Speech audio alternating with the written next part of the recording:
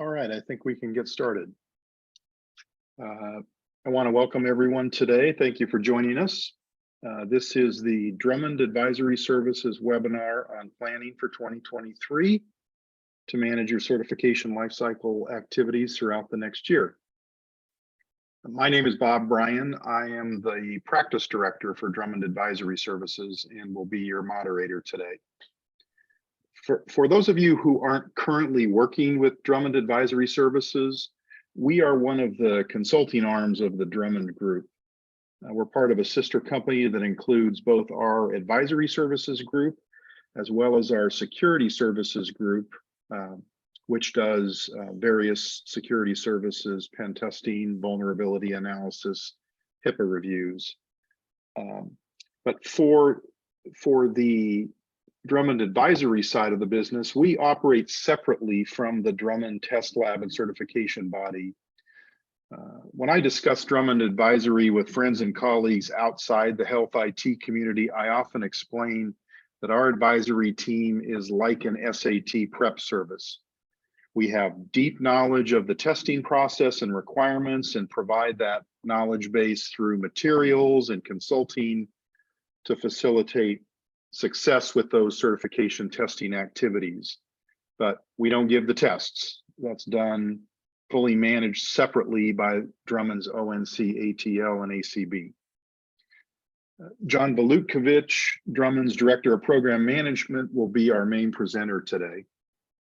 And he'll be discussing what's ahead in 2023 for certified EHR developers and taking questions from me and you as we move through a number of key topics. You are welcome to submit questions online during the webinar using the Q&A function in Zoom, and we can address those at the end of the presentation today. If for some reason we don't get to the questions that you ask, we also will follow up with you directly after the webinar. Lastly, we're recording the session today, and we'll be able to provide that to you as a recording if you want to circulate it to others who can't attend today, and we'll have that available for you later in the week. Just briefly, I wanted to kind of touch on what the agenda will be for the session today. We'll start out with a quick look at 2022, reminders on that front, and then get into looking closely at the 2023 timeline and digging into the certification activities that we're focused on and that we want to help you look at for annual planning purposes. We'll talk about it also from a roadmap perspective, what we see now and what we expect that may be coming. And then lastly, we'll touch on what Drummond Advisory Services is doing to provide additional services that would be available if you want additional help with some of these activities. And then we'll handle questions at the end that you may have and wrap up. So with that introduction, I will turn things over to John Volutkovich to give us a view into the certification lifecycle coming in 2023. John? Great. Thank you for the introduction, Bob. And I also want to welcome everyone from our Drummond customer base. Thank you for taking some time out today to obtain some new information. So we'll jump first into 2022 and some of the reminders as we glide towards the end of the year here in Q4. So when you look at 2022, it's imperative to ensure that this is the last couple of days to button up your real world test plan. The 2023 year 2 real world test plan is due to the Drummond ACB by November 1st. Again, we anticipate and we're fortunate to have a large customer base. So to ensure all of those get filed by the December 15th due date to update your chapel listings, again, through various newsletters, announcements, and portal, everyone should be aware that those real world test plans for year 2 are due on November 1st. Also, too, as you're in the throes of finishing up the remaining Cures Act updates as they relate to your EHR certification for this year. So we've been working with a lot of customers, both in advisory services, and the test lab is quite busy scheduling and completing tests for the FHIR API G10 certification. All of that testing, again, paperwork, everything needs to be in order and filed with the ONC-ACB test lab by December 16th of this year as well, to ensure that by the December 31st deadline, your chapel is once again updated with your pathway to provide customers options for supporting G10. December 16th also as well is the date on which you have to finish up all of your attestations that signal whether you've updated, you've adopted, and incorporated any of the other standards and requirements as it relates to finishing up the Cures Act for this year in 2022. So you can see the various requirements listed there that in some cases did require a pretty big programming lift and feed into part of the G10 testing this year. Other attestation requirements around ASTM, your clinical quality measures, and attesting that you have put in place the measures and requirements for the new privacy and security criteria. So a lot going on as we wrap up this last year of the Cures Act for 2022. Heavy lifts with programming around G10, heavy lifts with you're in the throes of obviously doing your real world testing resulting for last year's plan, and again preparing for that annual renewal of the cycle of real world testing here in 2022. John, I know we're not showing the first real world testing results reports as a 2022 deadline here, but I know we're actively working with customers now to complete this first results report for real world testing. Can you comment on how the results report deadline plays into 2022 for customers?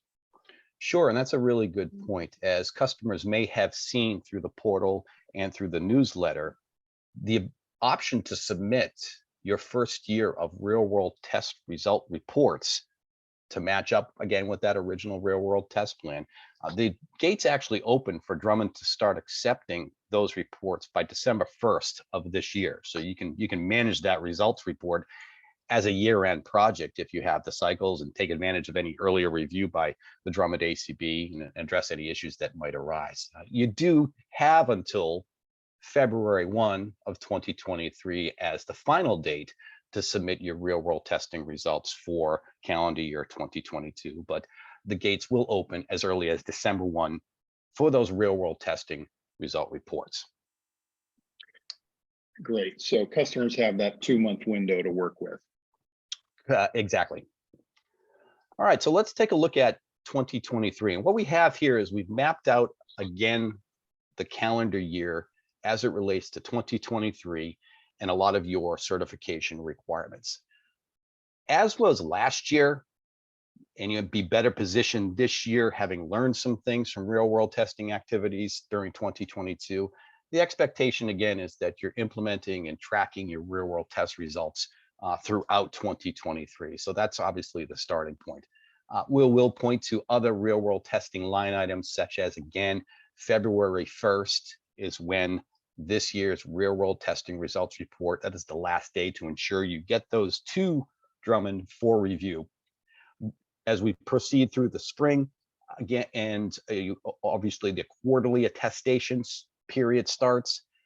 The March 15th deadline to ensure your chapel listing is updated. And we've been advising customers here, and I know the test lab is saying the same thing, that it's pretty critical to that what might be a singular URL for your real world test reports is now more of a landing page, because there is a requirement to keep prior years real world test plans and results reports available for viewing going forward, even though we'll start down the path of 2023. You'll have your normal quarterly attestations in March, and then your conditions of maintenance and certification attestations occur both in April and October. Again, this year, like they did last year, you'll be working through real world test results collection throughout the summer. The halfway through the summer, we have the quarterly attestations to do again. In September, additional quarterly attestations. October 1, as alluded to, again, conditions and maintenance certification attestations. A lot of paperwork, a lot of keeping track of changes in certification, SVAP adoption throughout the year. Once again, in the fourth quarter of 2023, another round of real world test plans will be due. And then again, as we look at, we'll talk a little bit more about this, a large scale update, probably programmatically again. The EHI attestation is due to Drummond by December 15th. furthering cures requirements, and you would wrap up the year by finishing out your quarterly attestations. We do look to that. You can see that real world test plan development. Traditionally, most of our customers will start to look at and examine that. I've been doing some results collection throughout the year, maybe more so Q1 into Q2. Do I have to pivot? Do I have to make any changes? How should I start thinking about the different plan that I'll have to submit in year 3? So that's traditionally why we have that August through October arrow at the top there to signal that that would be a good time to examine your real world testing activities to determine if there's going to be some pivots in your 2024 real world test plan submission. So I'll pause there. And John, I know for real world testing, there is that August 31st deadline that affects the plans that are developed for the next year, right? Yeah, and that's a good point too, Bob, is that is always that August 31st, we sort of call it that demarcation line.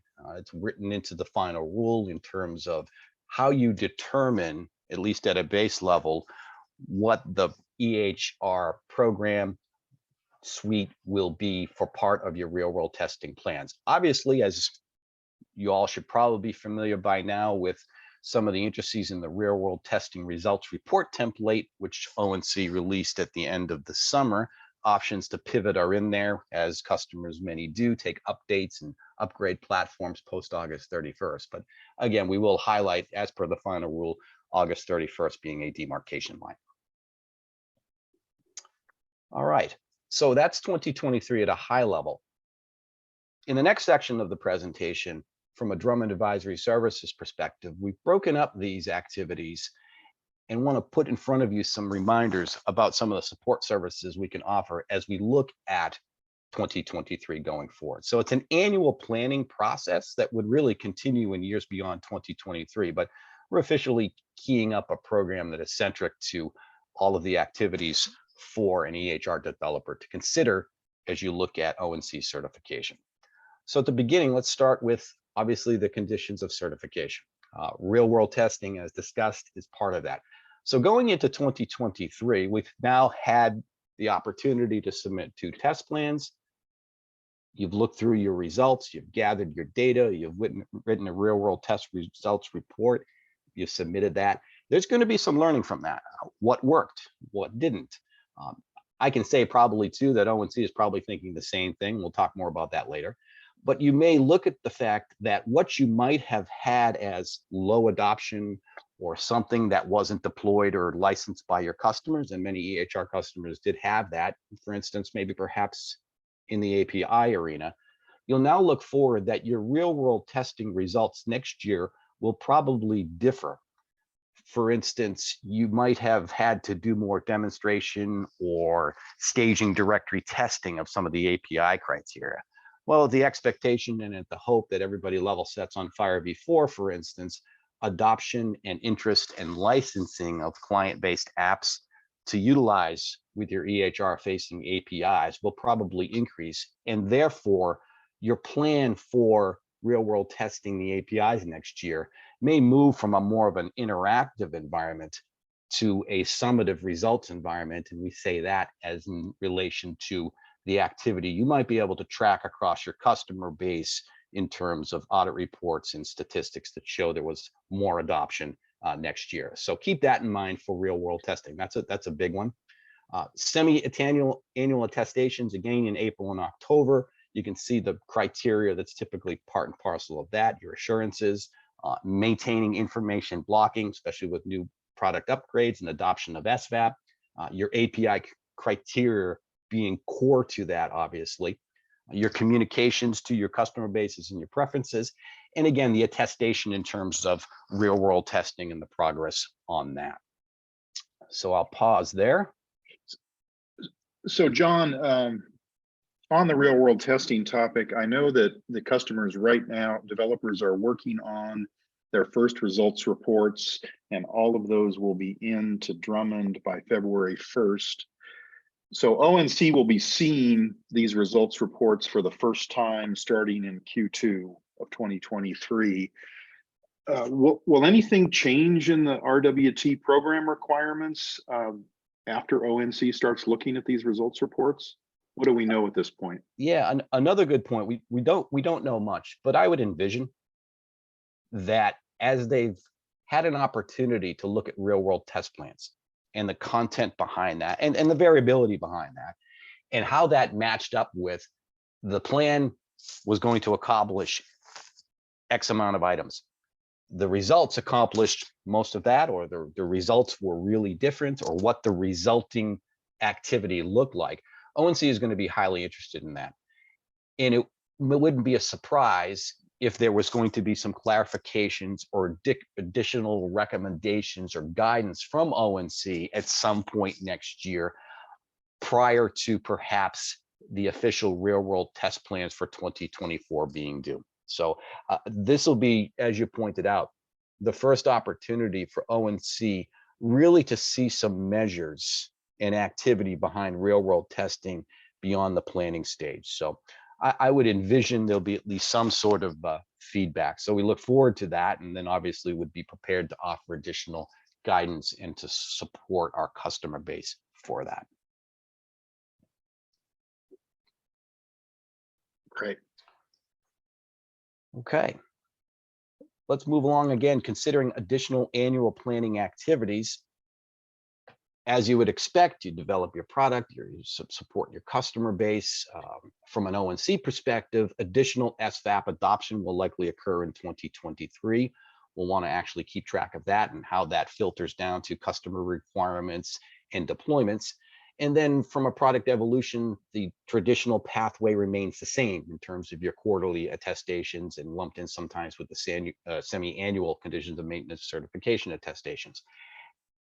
A good tool that we had additional luck with this year as customers adopted various SVAP criteria, the traditional method to engage Drummond in some of that pre-testing activity before you actually put yourself in front of the test lab, that remains the same. It is under the purvey of our advisory services team, but these are activities that throughout 2022, we did see an increase in involvement from the Drummond Group with where clients were asking for some of the pre-testing activities. As mentioned in the 2023 timeline a couple of slides ago, another big technical lift this year, obviously G10 and USCDI and FHIR was this 2022 year, but you look at 2023, and there's that looming end of the year December attestation for the electronic health information. And again, that criteria is centered around B10. But what you want to consider is ONC, as you may well know, doesn't specifically have a template on this.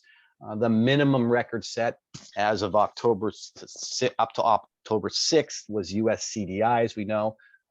As of October 6th, there is the allowance there to add additional criteria to the definition of the HI. But in terms of guidance, we may expect some additional information from ONC. I know AHIMA has been busy in this environment, and ONC has acknowledged that AHIMA put together some guidance, although ONC was clear to say that they're not going to officially adopt it at this time. So back to one, early advice would be to consider the organizational-wide designated record set. And I know we have attendees on the phone that their EHR may be the major provider of data integration and data collection within the walls of a hospital or an ambulatory practice or a larger IDN, but there are lots of other areas that may store and retain medical information that customers are going to need to know and understand designated record sets, which are, again, the template for those is wide open, because a lot of those data stores may not actually support USCDI today in time, nor do they have to. That's very clear from ONC. But we do look at supporting our customers in this endeavor to be compliant before the end of the year in December of 2023 for that. So John, you show a lot of attestations on this slide that you just discussed. And this new technology lift with B10, is that part of one of the quarterly or semi-annual attestations, or is it a separate submission for developers? It is its own submission at this particular point in time to designate and be part of your portal attestation uploads at the end of the year in December. So it's big enough that it's criteria on its own as called out in the final rule. So we'll look for pathways from Drummond to upload those attestations that specifically address the electronic health information export capabilities. Yep. Thanks. All right. One more slide here when we think of the annual planning for our EHR developer customers. Occasionally throughout the course of the year, you might need some assistance with remediation activities, whether it's as a result of some corrective action or you're unsure about some criteria, some of the other cures updates. Know that ONC is highly interested in, given the time that developers had to develop a solution set for G10 and the FHIR APIs, it's pretty apparent that ONC was going to take a good look at the capabilities of EHRs as they relate to G10. And again, as we approach the deadline this year, we've seen success in the test lab with customers going through the program, and we leveraged our experience here in advisory services to do a lot of pre-testing with customers on that G10 update. But as you look at, there's a big lift this year, and it again is a line in the sand in terms of adherence to the Cures Act. So if there's opportunities or situations that present that you might have to have some remediation activities prior to recertifying with the test lab, know that our advisory services team here is at the ready with some of the key initiatives. Also, too, as we look at 2023, ONC may issue additional guidance or clarifications as it relates to criteria and cures updates. So we stand at the ready, obviously, to adopt that, prepare our customers for compliance activities around that. And then trending deployment issues. There's a lot of software that's new to the arena as of the end of this year, again, to support cures. So as customers begin those deployments, additional advice, use cases, and support from Drummond will remain available. And John, I know part of the trending deployment issues that we see next year is the growth of third-party smart apps utilizing these G10 APIs that are being deployed right now. What kind of challenges do you see for developers with the growth of smart apps utilizing the new API? Good question, and there are a number. Probably the biggest one is a majority of solution providers are coming out of an environment where you had an open-ended API specification. And you might have adopted, there was a lot of adoption of FHIR v2, for instance, some v3. We now know that we've level set on FHIR v4. You may be coming out of a proprietary API environment and going to FHIR v4. So you've probably spent a lot of cycles this year just enabling your core competencies within your EHR to make that data FHIR API available, the US CDI and the like underneath the hood. You're now going to entertain a higher level of probably interaction and requests for client apps to connect, and at least at a minimum for the rule, get read access to that data through the API. So what I would call, in my familiarity with things like interface teams or an interoperability division, increased burden and readiness now that the arena is set with a level on FHIR v4. We standardize OAuth 2, Smart on FHIR, FHIR v4 underneath the hood, US CDI, for instance.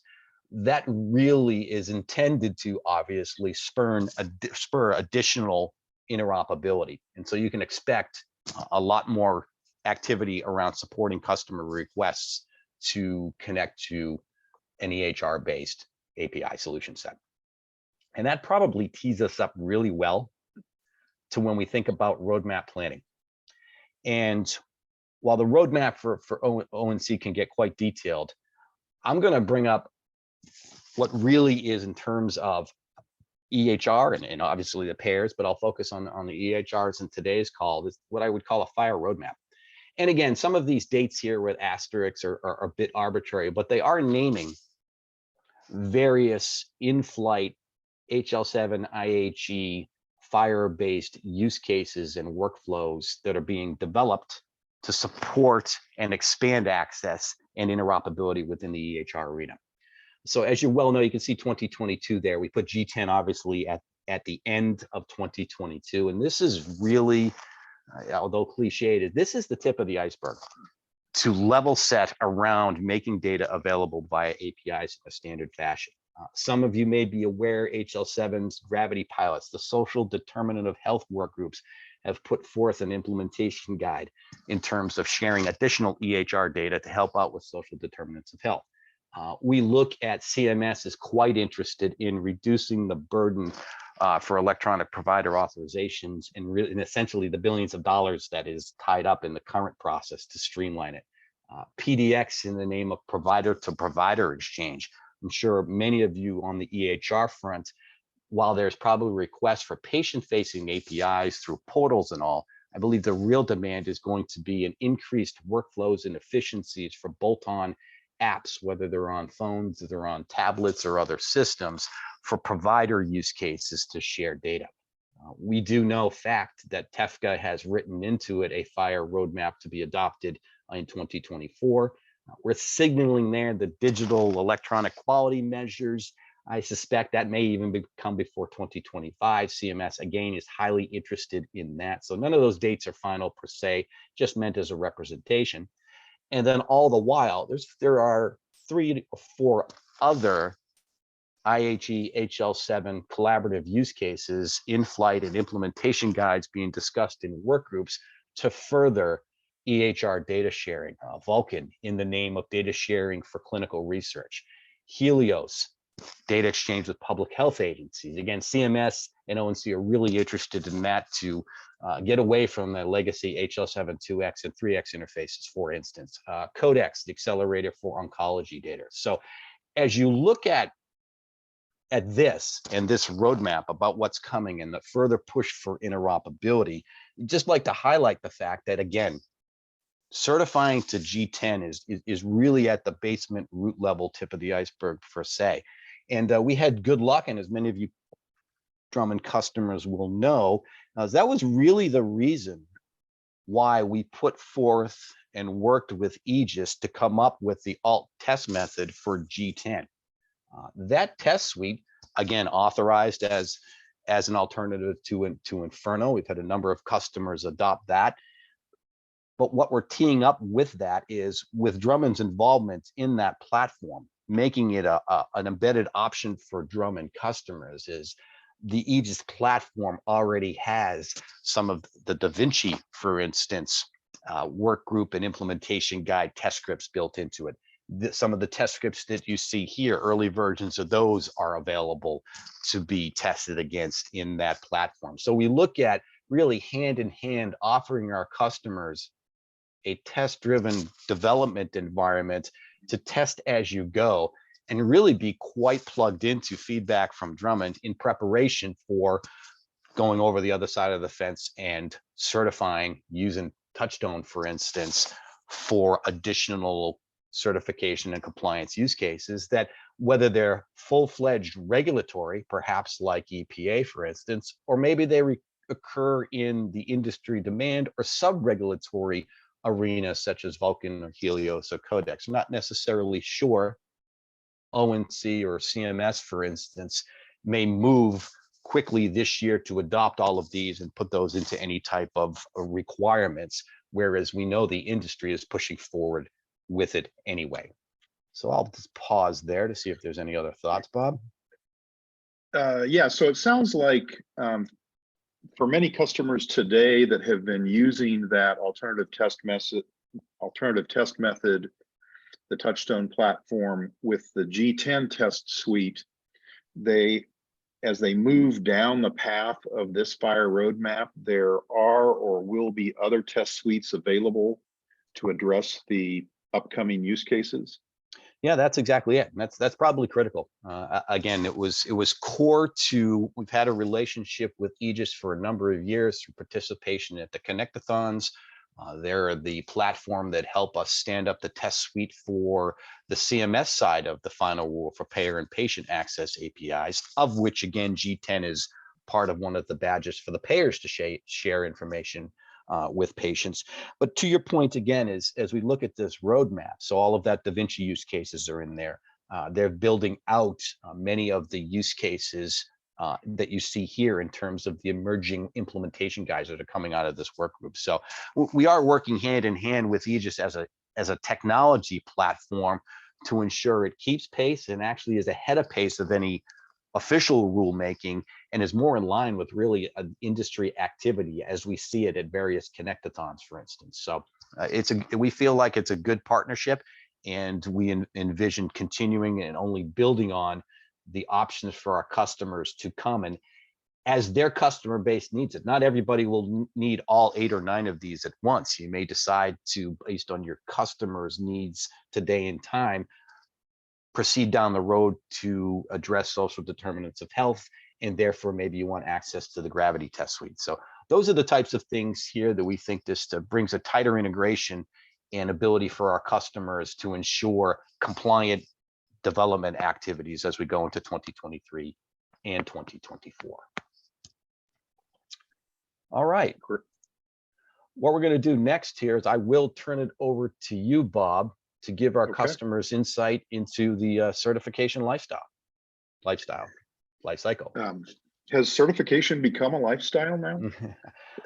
It has been since 2010. I think I speak on behalf of a lot of EHR developers. Yes. Yeah. Just briefly to kind of tie together what John has been talking about and what we're doing in advisory services. For 2023, we will be providing a subscription service focused on the annual certification lifecycle activities that John has taken you through.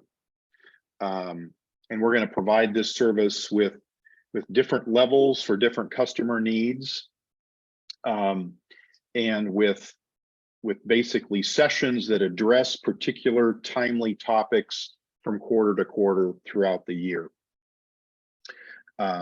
So we'll have consulting leaders that will be working with our customers through these sessions on particular topics with a regular meeting schedule. At certain times, we'll have Drummond SMEs coming in who can take a deeper dive on some key topics, such as the B10 EHI topic that we know is a big one coming up this year. And then along with the sessions, we'll be providing templates, white papers, and other material to help organize and guide teams on these activities throughout the year. So just as an example, to kind of take a look at some topics that could be covered in the next year. John, if we could move to the next slide. There we go. Just to give you sort of a view into what the service will start with in Q1. Some of the topics we can cover at different program levels. First off would be to just get organized for the year. Overview of everything for 2023, build plans and priorities, possibly use this type of a session to expose to some other people within your organization that you want to educate around the big picture for the year. And then past that, move into some of the specific topics that will be relevant to specific activities. So obviously real world testing, transitioning from this first year into the second year, looking at new guidance that may come in, looking at changes in your plans from year 1 to year 2, and optimizing your real world testing program as you move forward. As John mentioned, the B10 criterion is looking like the biggest technology lift next year. We want to give an early introduction to that topic in Q1.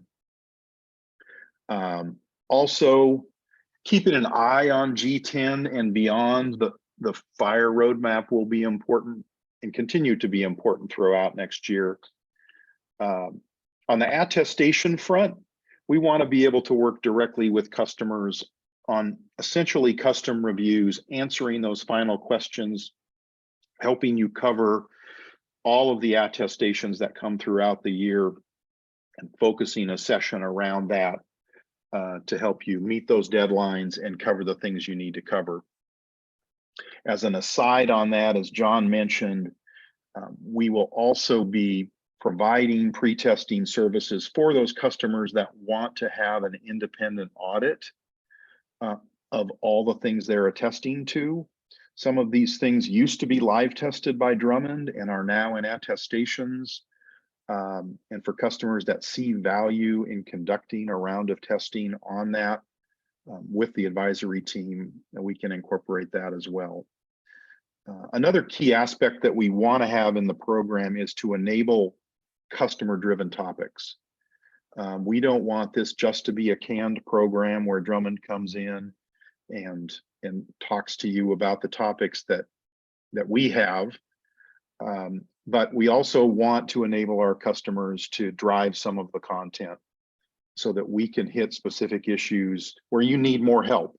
I mean, maybe you have real world testing under control and you're very comfortable with that, but you want to take a deeper dive on another topic, and we'll enable that in the program. And then of course, lastly, we're always wanting to stay at the tip of the spear on new guidance that's coming out and arising issues. And so it's not just what we're hearing from the ONC, it's also what we're learning from all the customers that we're working with as we encounter issues in gray areas and sometimes drive questions out to ONC through our team for clarifications. Those are the types of things that we'll continue to bring into the program as we extend throughout the year. So lastly, I just wanted to briefly touch on what's going on right now for everyone in Q4 and what our advisory team is doing. We're actively working with customers to complete G10 and complete that and get to the finish line in Q4, meet that testing deadline of December 16th. With a lot of customers, that involves closing the final gaps in their development on specific issues that need to be covered. With some customers, we're also helping them close those gaps with third-party solutions and components. There are customers reaching different decision points on where they are with G10 and looking for ways to accelerate their ability to get to that finish line. And then really the busiest area right now for us is we're actively doing pre-testing sessions with our customers to confirm their readiness for their certification test. And those sessions obviously tie back into the gap analysis work we're doing. So we're using that testing to find the final gaps, providing consulting on how to close those gaps, coming back and doing additional testing to confirm that the gaps have been closed. And again, getting customers to the finish line. Second big topic for Q4 right now is the RWT results reports that we've talked about already. The first results reports can be submitted starting December 1 through the final deadline of February 1st. And this is the first time that all of you have been involved in submitting these results reports. There was a question in the chat about any templates available for real world testing reports. And yes, ONC issued a template, I believe it was in September, early September. And we're happy to follow up and help you get that if you haven't seen the template that they published. So that's the template we're using as an advisory team now as we're working with customers. Obviously, another part of preparing these results reports for the December to February window has been helping to complete some testing and results collection that customers are wrapping up now. So we're happy to work with teams on coordinating that activity. Again, finding the gaps from what you said in your plan to what you need to publish in the results reports, and also dealing with any exceptions that have come up this year, which there are processes for you to deal with in the template, but differences between what you thought you needed to test and what you found out as you actually got into testing and learned how it was going to work. So that's where we are with our team. Those are the key things we're working on right now. If you're not already working with us and would like some additional help, we're happy to talk further.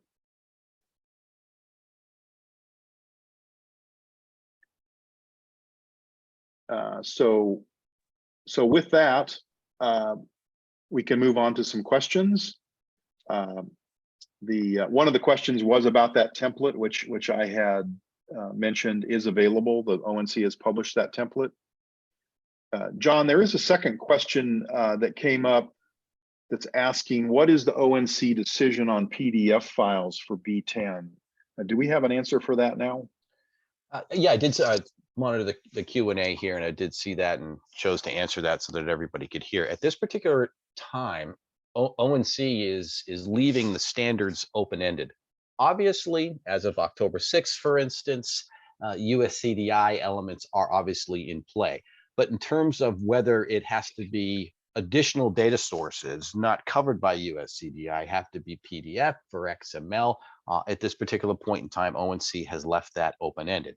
So I think it's up to an organization and up to an EHR developer to take a hard look at that requirement, and we can offer some advice here, and determine that, I always say, who's the audience? The destination for those files will be patients, other providers, other organizations. So in terms of being a good interoperability partner, a PDF is certainly one way to go. It's not disallowed, but there's options there to determine from a development perspective the types of data that need to get into that EHI export. And today in time, ONC has not prohibited or defined that a PDF may be an option.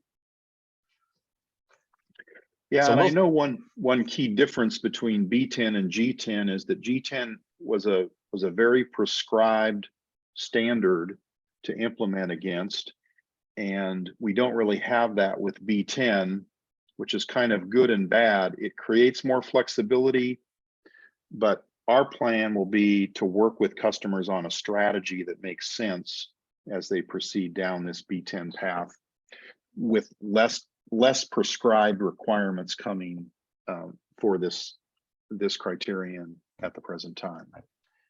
It's a good point, and I think the audience probably realizes that there's responsibilities of the EHR probably to play a role in providing some or most of the data as EHI as a requirement. That's why it's prescribed for the EHR vendors to support that in a specific measure.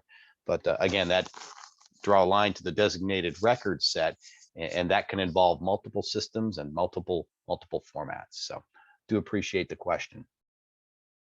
There's another one here. Let's go through this. It says for vendors with different product versions, a single RWT plan can be used. When it comes to publishing results, can that also be done together in one report, or we need to publish separate reports for each product version? So again, there is an alignment. I'll recommend looking at the real-world testing results report template. It's quite clear that you have flexibility in terms of matching test plans to test result report output.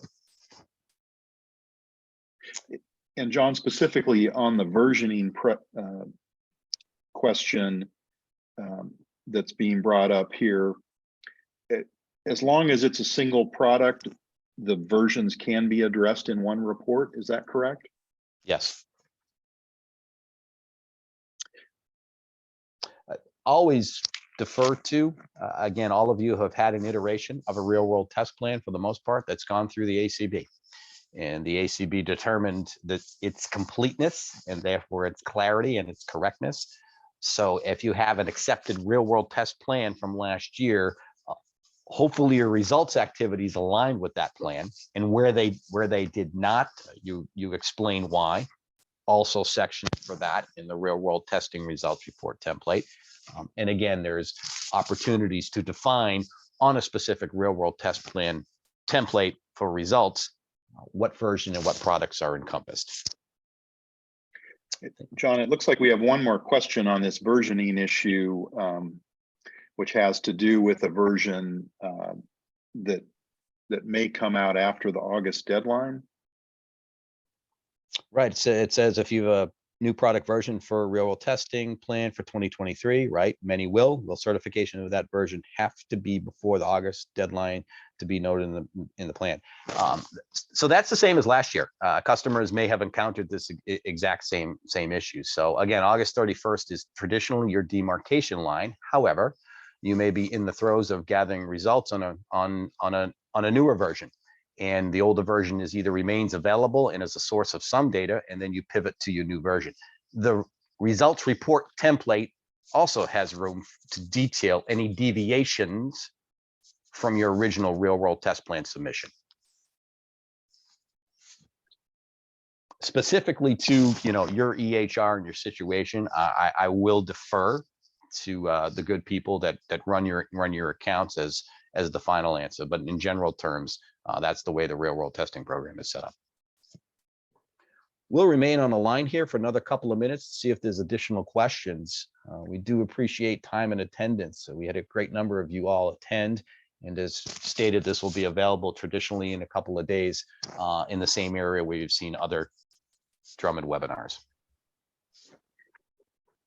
Yes, and if anyone has any specific questions or follow-ups, feel free to reach out to us after the webinar. You can reach us anytime at advisoryservices@drummond.com. And that's the end of our webinar today. Thank you very much for everyone who attended and for the questions that you submitted live today. We really appreciate it and hope that the session was helpful to you. Please follow up with us if you want to talk about anything that's come up today, whether it's questions you have or you want to find out more about what we're doing in advisory services to help our customers through all of the issues we covered today. Thank you very much and enjoy the rest of your day. Take care.